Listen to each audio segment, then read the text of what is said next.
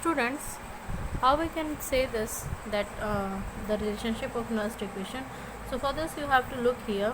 As earlier we have discussed about the EMF of the cell. It is simply the E cell is equal to E cathode minus E anode. Okay.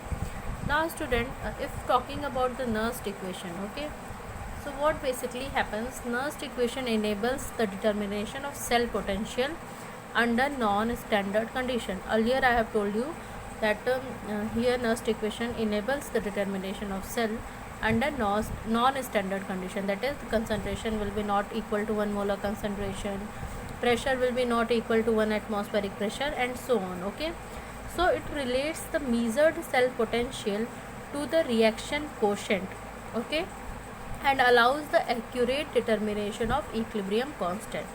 Okay, so for this just remember what you can assume here, a quotient is given. So as earlier also I have told you about the quotient in your I guess first year.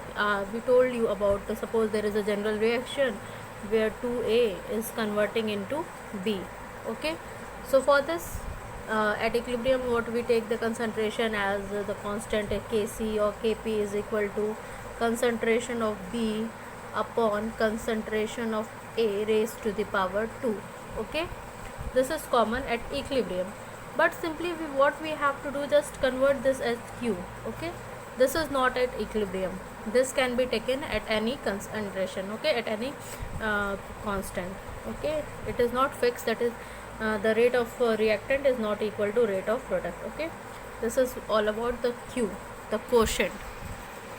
Right, again quotient is simply equal to concentration of product upon concentration of reactant.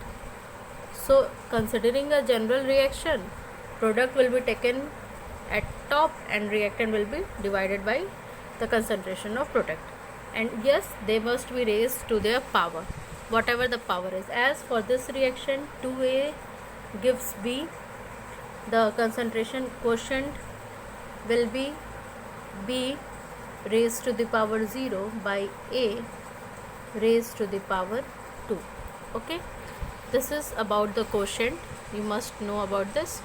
So now the Nernst equation is given as E cell equals to E naught cell minus RT by NF log Q. Earlier also we have discussed, here R is the universal gas constant, then T is the temperature, and N is the you can say number of electrons, and F is the Faraday's constant, that is 96500 coulomb. So putting the values here we get and fixing N. Okay, we are not keeping the value of N because N changes. For general, for some reaction it may be 2, for some reaction it may be 3. So for this we have not put the value of N. By putting the value of R, T and F, we get a equation that is equal to E cell is equal to E naught cell minus 0.0591 by N log Q. Okay, here you can see this is the final equation.